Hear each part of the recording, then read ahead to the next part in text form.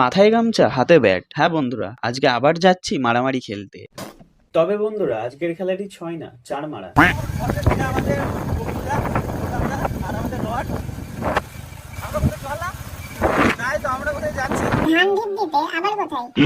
হ্যাঁ তো বন্ধুরা, আমরা যাচ্ছি ধান ঢিপ দিতে।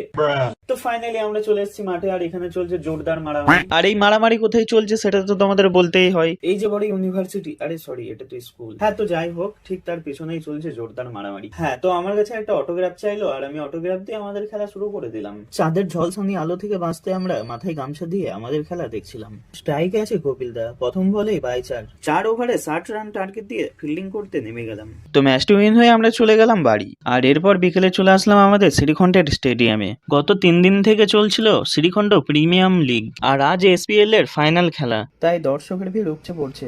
বাদ পড়েনি কুকুরটিও।